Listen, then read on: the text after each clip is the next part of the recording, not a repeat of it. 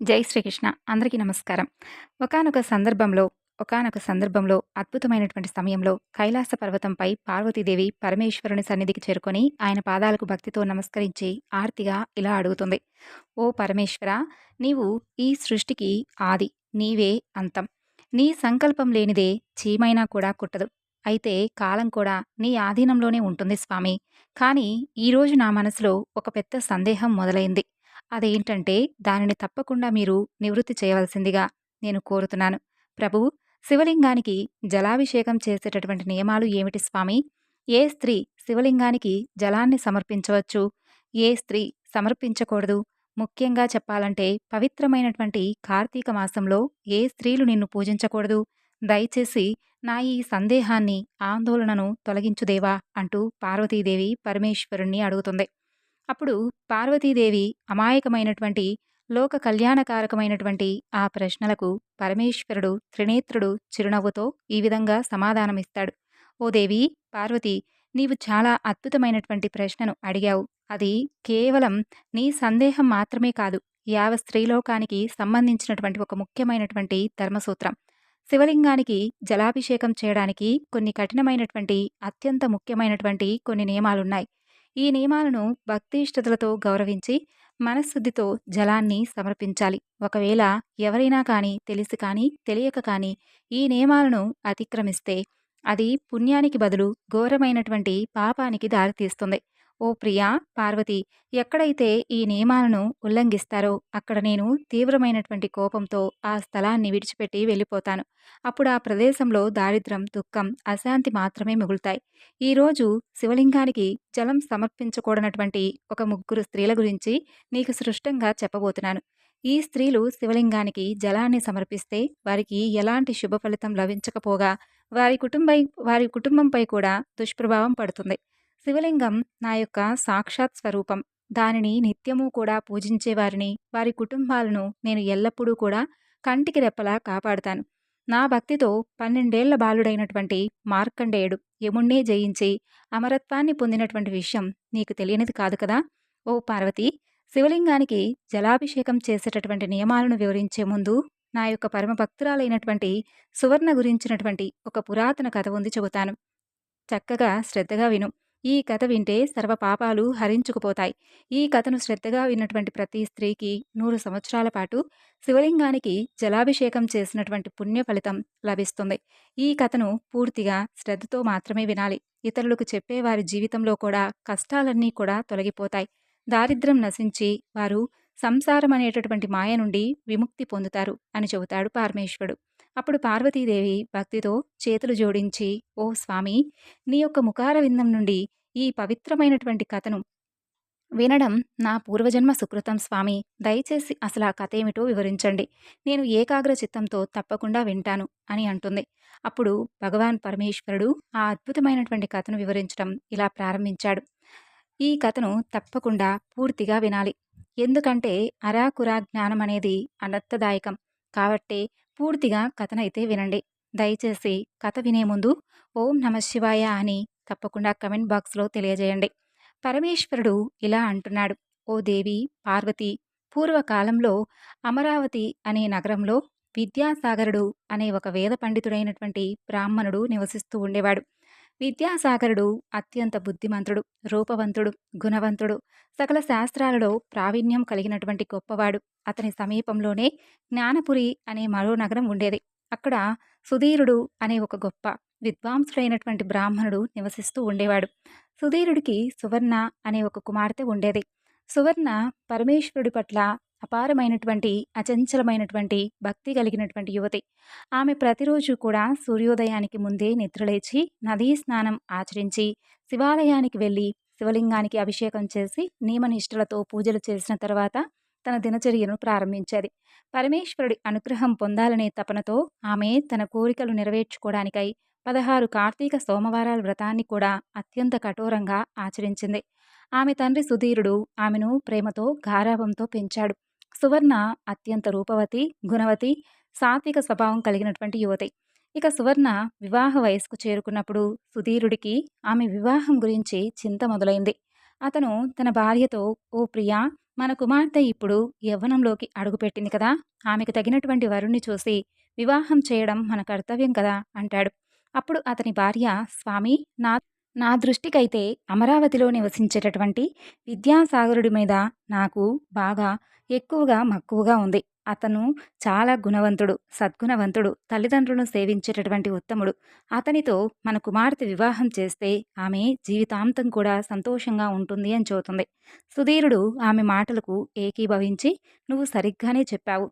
దయానిధి గురించి నేను కూడా చాలా మంచి విషయాలనే విన్నాను. మనం వారి ఇంటికి వెళ్ళి సంబంధం గురించి ఖాయం చేద్దామని" చెప్పి నిశ్చయించుకుంటాడు. తరువాత మరుసటి రోజు సుధీరుడు దయానిధి ఇంటికి వెళ్తాడు.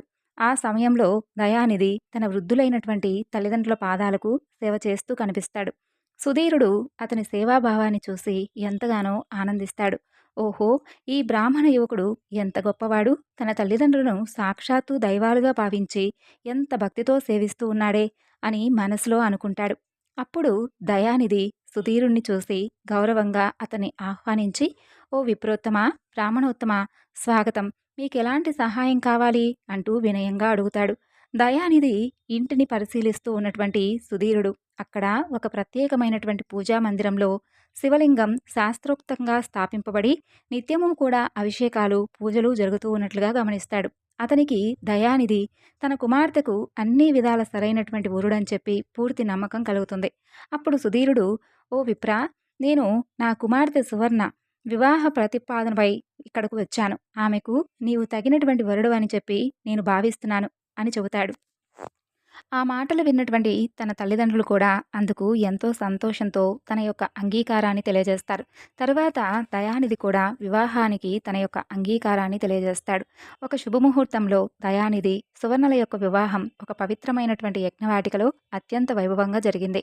సువర్ణ అందం, గుణగణాలు చూసి దయానిధి ఎంతగానో ఆనందించాడు. ఇక సువర్ణ నిజంగా అత్యంత రూపవతి, గుణవతి, పతివ్రత. ఇక వివాహం తరువాత సువర్ణ తన భర్త ఇంటికి వచ్చింది. ఆమె తన భర్తను అలాగే అత్తమామలను భక్తితో, ప్రేమతో సేవించడం ప్రారంభించింది. ఆమె మధురమైనటువంటి మాటలతో, పనులతో ఇంట్లో ఉన్నటువంటి అందరి మనసులను గెలుచుకుంది. ఇక సువర్ణ అత్తమామలు ఆమె పనులతో సంతృప్తి చెంది ఎల్లప్పుడూ కూడా సంతోషంగా ఉండేవారు. ఇక సువర్ణ ఉదయాన్నే లేచి ఇంటి ఆవరణను శుభ్రంగా తుడిచి, గోమయంతో అలికి అందమైనటువంటి ముగ్గులు కూడా పెట్టేది. ఇంటిని ఎల్లప్పుడూ కూడా స్వచ్ఛంగా, పవిత్రంగా ఉంచి స్నానమాచరించి పూజ గదిలో ఉన్నటువంటి శివలింగానికి స్వయంగా జలాభిషేకం చేసి బిల్వపత్రాలను సమర్పిస్తూ ఉండేది. రోజంతా ఇంటి పనులు చేస్తూ కుటుంబ సభ్యులందరినీ కూడా ప్రేమగా చూసుకునేది. రాత్రి భర్త పాదాలను ఒత్తి అతను నిద్రపోయిన తర్వాతే ఆమె కూడా నిద్రించేది. ఇక సువర్ణలో ఒక పతివ్రతా స్త్రీకి ఉండవలసినటువంటి అన్ని లక్షణాలు ఉండేవి. ఆమె తన భర్తనే పరమేశ్వరుడిగా భావించి మనసా వాచా కర్మణ సేవిస్తూ ఉండేది. ఆమె కలలో కూడా పరపురుషుని కానీ లేదంటే పరాయి వారిని గురించి కానీ ఆలోచించేది కాదు. సత్యం, ధర్మం, పవిత్రతను పాటించేటటువంటి సాత్విక స్త్రీ. ఇక ఆమె స్వభావాన్ని చూసి సాక్షాత్తు లక్ష్మీదేవి కూడా ఆమెపై కరుణ చూపింది. లక్ష్మీదేవి స్వయంగా సువర్ణ ఇంట్లో స్థిర నివాసం ఏర్పరచుకుంది. దీని వలన సువర్ణ జీవితంలో సుఖము, ఐశ్వర్యము, సమృద్ధి మరింత ఎక్కువగా పెరిగాయి.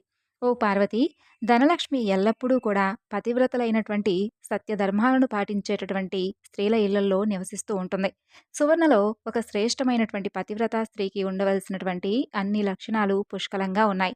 కానీ ఒకరోజు ఆమె తెలియక చేసినటువంటి ఒకే ఒక చిన్న తప్పిదం వలన ఆమె కుటుంబం మొత్తం దుఃఖ సముద్రంలో మునిగిపోయింది. ఆమె జీవితంలో ఆనందం స్థానంలో కేవలం క్లేశం, అశాంతి, దుఃఖం మాత్రమే నిండిపోయాయి.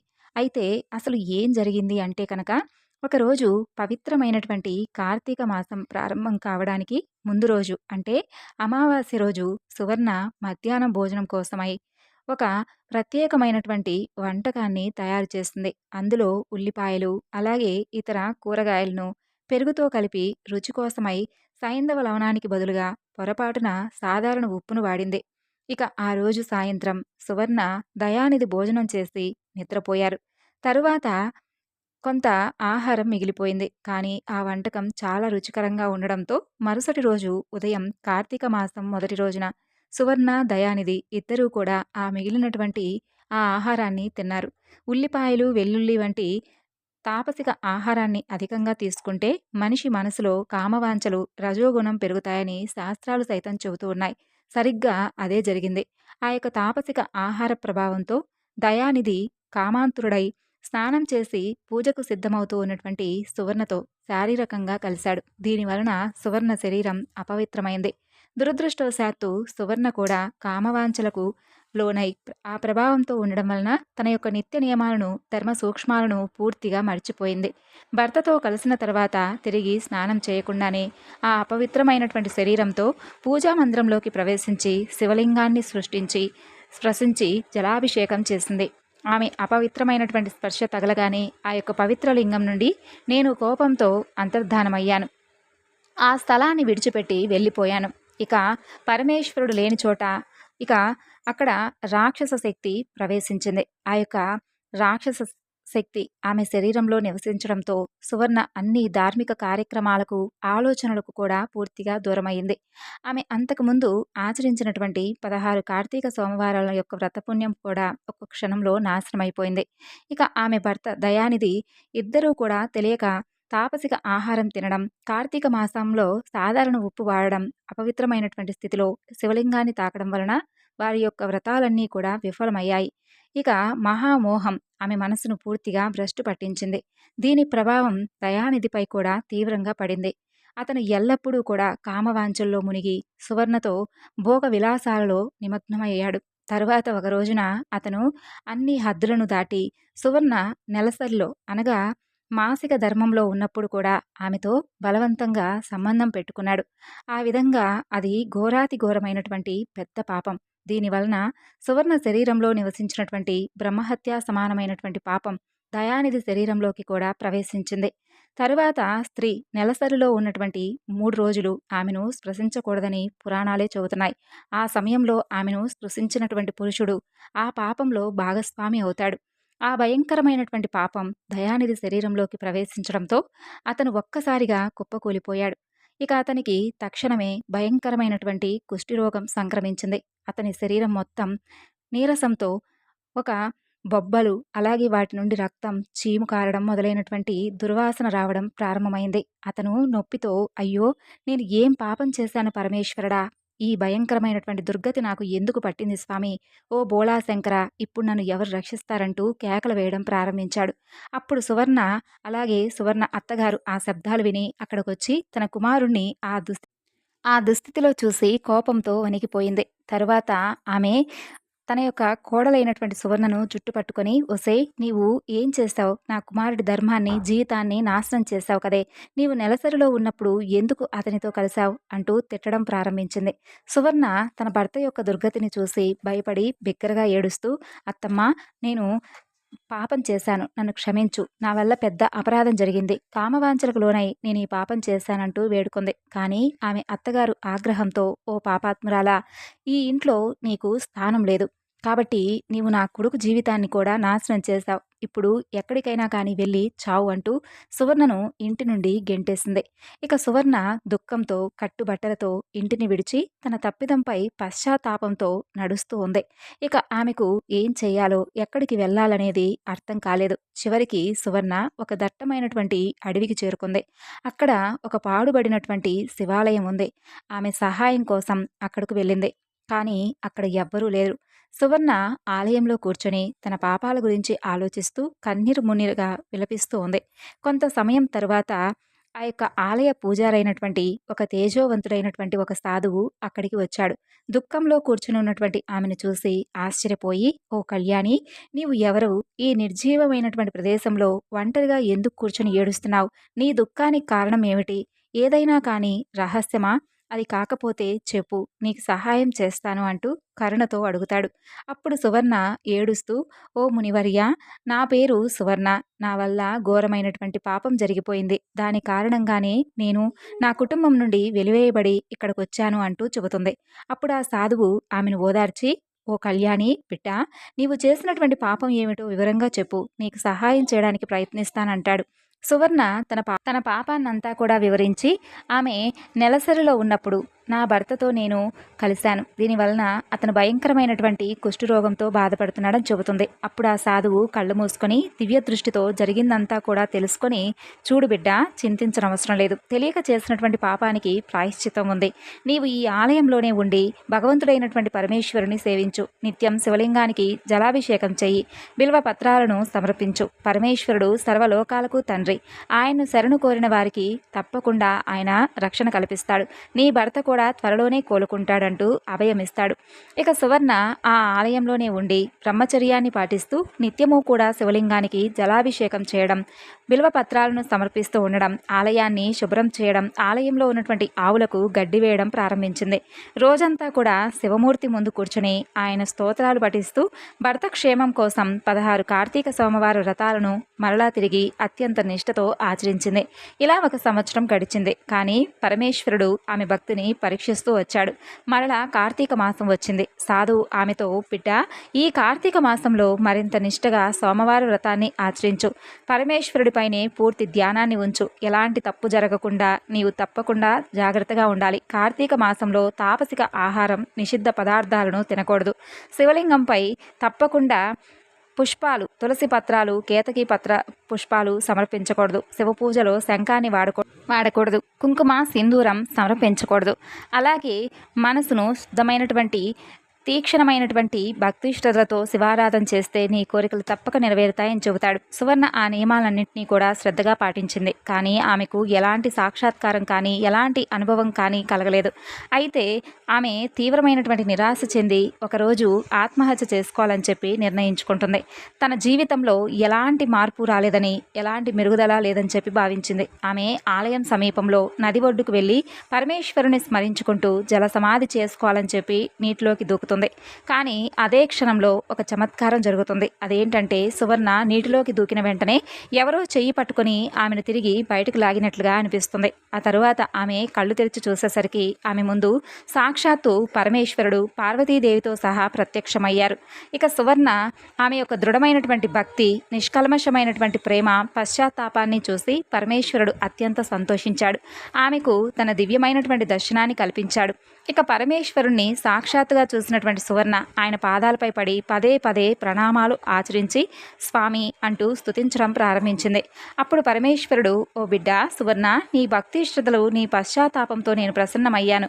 కాబట్టి నీ కోరిక ఏమిటో తెలియజేయమ్మా, తప్పకుండా నేను తీరుస్తానంటాడు. అప్పుడు పరమేశ్వరుణ్ణి ఈ విధంగా సువర్ణ, స్వామి, ఏ తప్పిదం వలన నాలో కామం ఆవహించింది? నా భర్తకు ఆ భయంకరమైనటువంటి రోగం ఎందుకు వచ్చింది అని అడుగుతుంది. అప్పుడు పరమేశ్వరుడు ఇలా సమాధానమిచ్చాడు. ఓ సువర్ణ, నువ్వు తెలియక కొన్ని పాపాలు చేశావు. కార్తీక మాసంలో తాపసిక ఆహారం తీసుకున్నావు. భర్తతో కలిసినటువంటి తరువాత కూడా స్నానం చేయకుండానే నీవు అపవిత్రమైనటువంటి శరీరంతో శివలింగాన్ని సృష్టించి జలాభిషేకం చేశావు. శారీరక కలయిక తర్వాత స్త్రీ పురుషుల యొక్క శరీరం తప్పకుండా అపవిత్రమవుతుంది. మరి అలాంటి స్థితిలో కూడా నీవు శివలింగాన్ని స్పృశించడం మహాపాపం కదా. నీవు అపవిత్రమైనటువంటి స్థితిలో ఉండి శివలింగానికి జలం సమర్పించడం వల్లే నేను నీ ఇంటిని విడిచిపెట్టి వెళ్ళిపోయాను. అప్పుడు మహామోహం నిన్ను ఆవహించింది, నీ శరీరంలో ప్రవేశించింది. దాని ప్రభావంతోనే నీవు, నీ భర్త కామవాంఛలతో మునిగిపోయారు. చివరికి నెలసరిలో ఉన్నప్పుడు కూడా నీవు నీ భర్తతో కలవడం వల్ల అనేకమైనటువంటి ఘోరమైనటువంటి పాపం వల్ల నీ భర్తకు కుష్ఠరోగం సంక్రమించింది అని చెబుతాడు. దానికి సువర్ణ బాధపడుతూ, స్వామి, దీనికి ప్రాయశ్చిత్తం ఏమిటి అని అడుగుతుంది. దానికి పరమేశ్వరుడు, సువర్ణ, నీవు 1 సంవత్సరం పాటు బ్రహ్మచర్యం పాటిస్తూ 16 సోమవార వ్రతాలను నిష్ఠగా ఆచరించడం ద్వారా నీ పాపాలన్నిటికీ కూడా ప్రాయశ్చితం చేసుకున్నావమ్మా. నీవిప్పుడు పాప విముక్తిరాలివి అని చెప్తాడు. ఇక సువర్ణ మరలా, ఓ స్వామి, శివలింగానికి ఏ ఏ స్థితుల్లో జలం సమర్పించకూడదు, దయచేసి నాకు ఆ నియమాలను వివరంగా చెబుతారా అంటూ కోరుతుంది. అప్పుడు పరమేశ్వరుడు ఇలా వివరిస్తాడు. ఓ సువర్ణ, శివలింగం అత్యంత పవిత్రమైనది. కానీ పవిత్రతను కాపాడడం ప్రతి భక్తుడి యొక్క ధర్మం. ముఖ్యంగా 3 రకాలైనటువంటి స్త్రీలు శివలింగానికి పూజ చేయకూడదు. మొదటిగా నెలసరిలో ఉన్నటువంటి స్త్రీ శివలింగాన్ని స్పృశించకూడదు, అలాగే జలం సమర్పించకూడదు. ఇక రెండవది, రాత్రి భర్తతో కలిసిన తర్వాత ఉదయం స్నానం చేయకుండా స్త్రీ కానీ పురుషుడు కానీ శివలింగాన్ని స్పృశించకూడదు, అలాగే జలాన్ని కూడా సమర్పించకూడదు. ఇక మూడవది, భర్తను విడిచిపెట్టి పరస్త్రీలతో నివసించేటటువంటి స్త్రీ, వివాహేతర సంబంధాలు కలిగినటువంటి స్త్రీ, వ్యభిచార వృత్తిలో ఉన్నటువంటి స్త్రీలు శివలింగానికి జలాన్ని సమర్పించకూడదు. శివలింగానికి పూజకు కూడా అర్హత లేదు. కేవలం పతివ్రతలకు, కన్యలకు మాత్రమే పరిపూర్ణంగా అవకాశం ఉంటుంది అని చెబుతాడు. అప్పుడు సువర్ణ, ఓ స్వామి, నా భర్త కుష్ఠరోగంతో బాధపడుతూ ఉన్నాడు కదా, మరి దయచేసి అతన్ని ఆ వ్యాధి నుండి విముక్తుని చేయండి అంటూ వేడుకుంటుంది. దానికి పరమేశ్వరుడు, ఓ సువర్ణ, నీవు 1 సంవత్సరం పాటు భక్తితో శివలింగ పూజ చేశావు, బిల్వ పత్రాలను కూడా సమర్పించావు. అలాగే బిల్వపత్రం నాకు అత్యంత ప్రియమైనది. అయితే ఇక్కడ ఈ శివలింగంపై నీవు సమర్పించినటువంటి బిల్వపత్రాలను తీసుకుని వెళ్ళి నీ భర్తకు రహస్యంగా తినిపించు. అతను తప్పకుండా సర్వరోగాల నుండి, పాపాల నుండి విముక్తుడవుతాడంటూ పరమేశ్వరుడు అంతర్ధానమవుతాడు. ఇక ఆ తర్వాత సువర్ణ భక్తిశ్రలతో, ఆనందంతో పరమేశ్వరుడికి ప్రణామాలు చేసి శివలింగంపై అర్పించినటువంటి బిల్వపత్రాలను తీసుకుని ఇంటికి వెళ్తుంది. ఆమె ఆ పత్రాలను తన భర్తకు తినిపిస్తుంది. వెంటనే దయానిధి శరీరంపై ఉన్నటువంటి కుష్టి రోగం అంతా కూడా పూర్తిగా మాయమై అతని శరీరం పూర్వపు కాంతితో మెరిసిపోవడం ప్రారంభించింది. ఇక అతను సువర్ణను ఆలింగనం చేసుకుంటాడు. ఆ తర్వాత సువర్ణ అత్తగారు ఈ అద్భుత చమత్కారాన్ని చూసి ఆనందంతో ఉప్పొంగిపోయింది. ఇక ఆమె సువర్ణను గుండెలకు హత్తుకొని, తల్లి, నీ భక్తి, నీ శ్రద్ధ నా కొడుకును రక్షించాయమ్మా. నా తప్పు తెలుసుకున్నాను. నీవు మా కుటుంబానికి దీపం వంటిదానివి అంటూ కన్నీటితో అంటుంది. అప్పటి నుండి సువర్ణ, దయానిధి అలాగే వారి కుటుంబం సుఖ సంతోషాలతో ధర్మబద్ధంగా జీవించడం మొదలుపెట్టారు. ఇలా భగవంతుడైనటువంటి పరమేశ్వరుడు పార్వతీదేవితో ఈ కథంతా చెప్పి, ఓ పార్వతి, ఈ కారణంగానే కొన్ని ప్రత్యేకమైనటువంటి స్థితులలో స్త్రీలు శివలింగానికి జలాన్ని సమర్పించకూడదు, అలాగే స్పృశించకూడదు. ఒకవేళ అలా చేస్తే సువర్ణకు జరిగినట్లుగా అశుభ ఫలితాలు అనుభవించవలసి వస్తుంది. శివలింగం యొక్క పవిత్రతను తప్పకుండా కాపాడడం ప్రతి భక్తుడి యొక్క ప్రథమ కర్తవ్యం అంటూ పరమేశ్వరుడు పార్వతీదేవికి వివరించాడు. మరి ఈ వీడియోలో చెప్పినటువంటి ఈ వివరణ మీకు నచ్చింది అనుకుంటున్నాను. మరి నచ్చితే తప్పకుండా మరికొంతమందికి షేర్ చేయండి, ఛానల్ను సపోర్ట్ చేయండి. ధన్యవాదాలు.